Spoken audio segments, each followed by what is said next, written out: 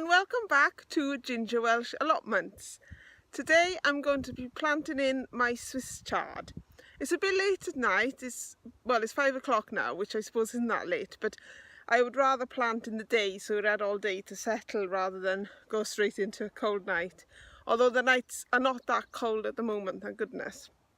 So I'll show you the Swiss chard and how I'm going to plant it. I'm going to put 4 plants in this bed to finish off this bottom section, and the rest I'm going to put in this bed, which will use up half the bed. So the other half is going to have some of my spring cabbages in, and I think the remainder of the spring cabbage will then go in there where next to my broccoli. So hopefully all the brassicas will kind of be in the same section. I hope you can see from this video that I've sort of planted the Swiss chard sort of diagonally to each other, because that is meant to maximise the growing space of each plant so they don't fight too much for the vitamin and minerals around them. And in prepping this bed, I actually used some compost from my compost heap. I took some out from the bottom, so any minute now the compost heap is going to sink, but it's my first usage of the compost, so I was very excited about that. And right, I'm going to go and plant them now.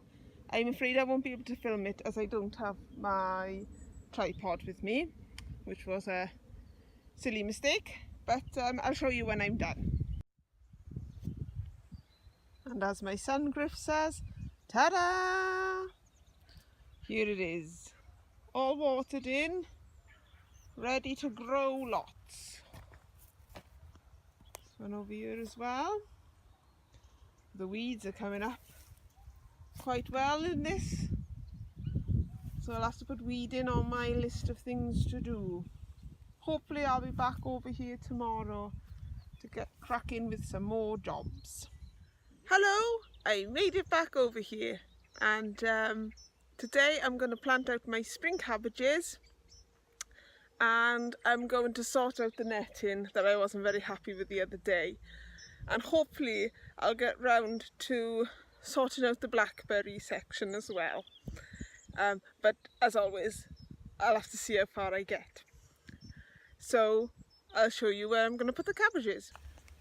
So 5 cabbages are going to go in this bed, and I hadn't really thought the cabbages would go in that bed because I thought they would have all been taken up for the Swiss chard, but they weren't, so that's great, as it means that I don't have to turn around and dig some more earth over to put the cabbages in.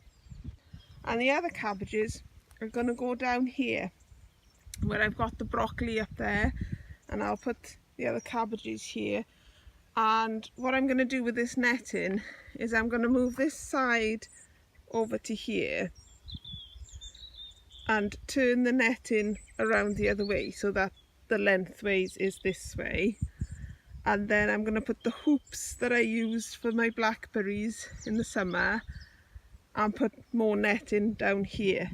So then hopefully when I come to do any work, it should be easier to get the netting on and off, and I shouldn't have to faff around, which would be great. And I've also brought over a solution with, well, it's soapy water really, which I'm going to spray on the cabbages and purple sprouting broccoli and kale today. And actually I'm going to do all the brassicas I possibly can to get rid of that blinking whitefly, hopefully.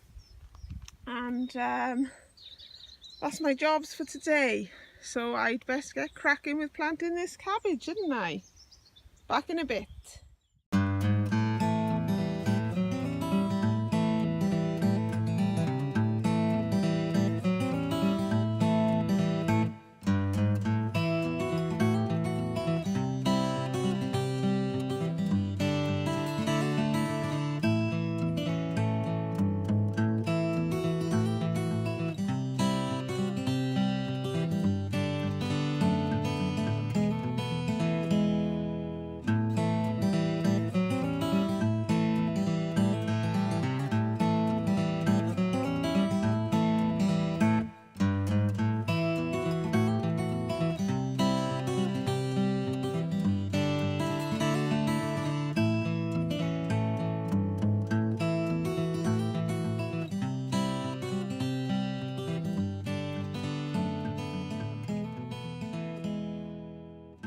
husband had this soaker in his shed and I don't know what he used it for, but it's come in very handy today. So I'm going to try and give these a soak every time I come over here now. Try and get rid of the whitefly.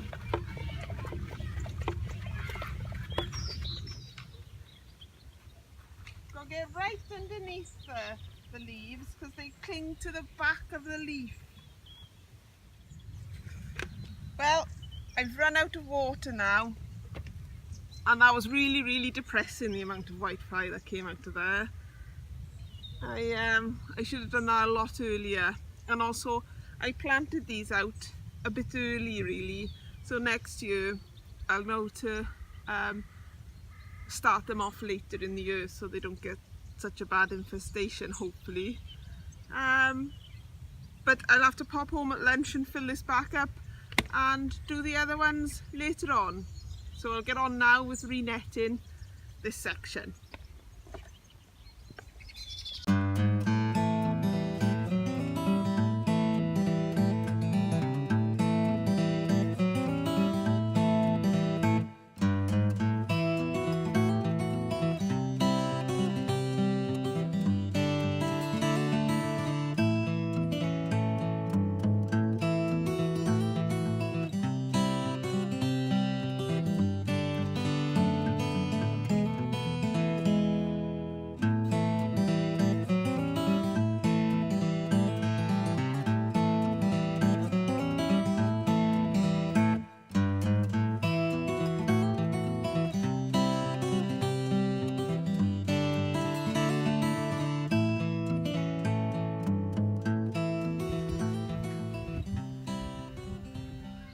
So here is it finished. I'm afraid my phone must have run out of battery again.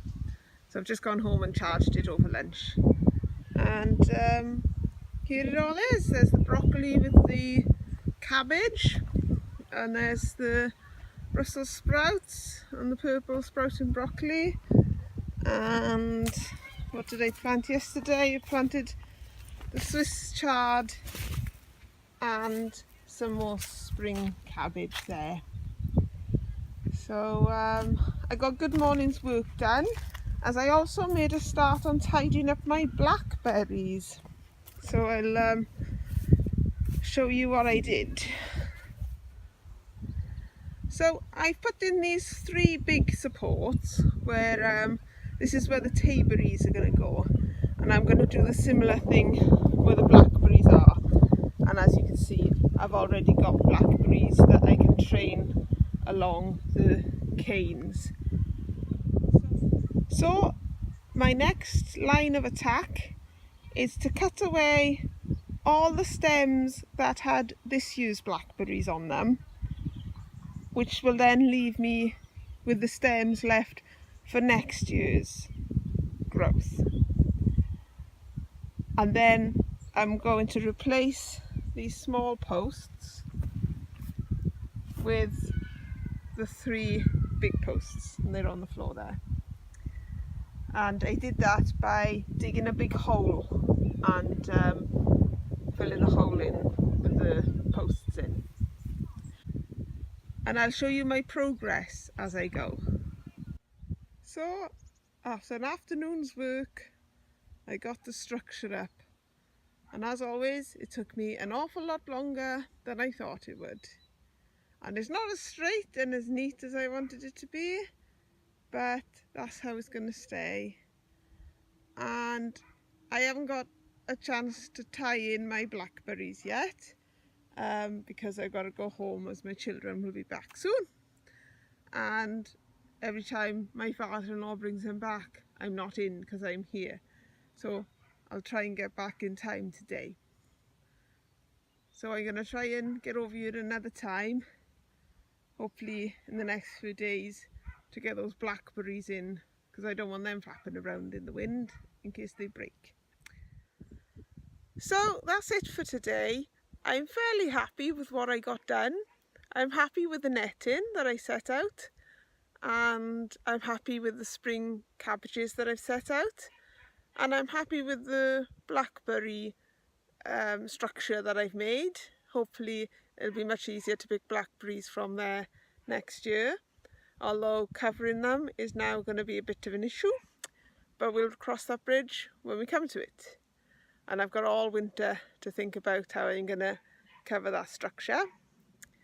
And the only thing left for me to plant now is my broad beans, if I get them in over winter.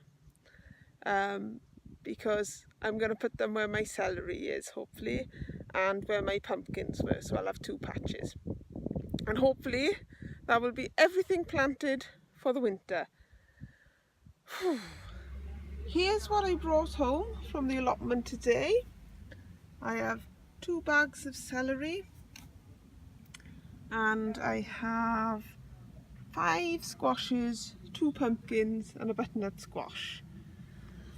And I've absolutely no idea where I'm going to keep them. I don't know if you can see very well.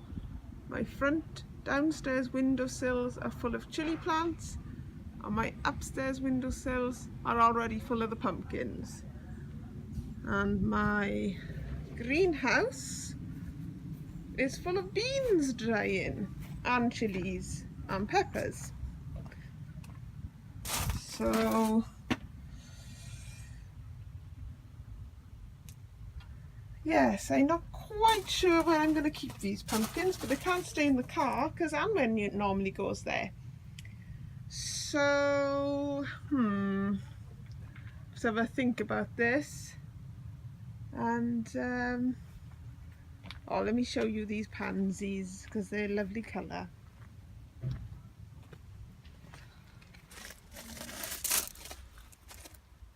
I'm very pleased with the colours.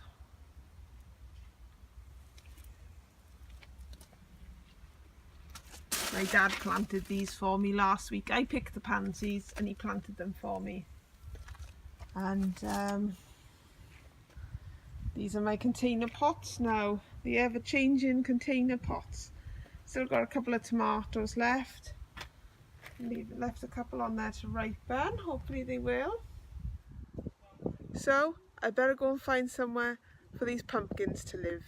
All I can say is, lovely job.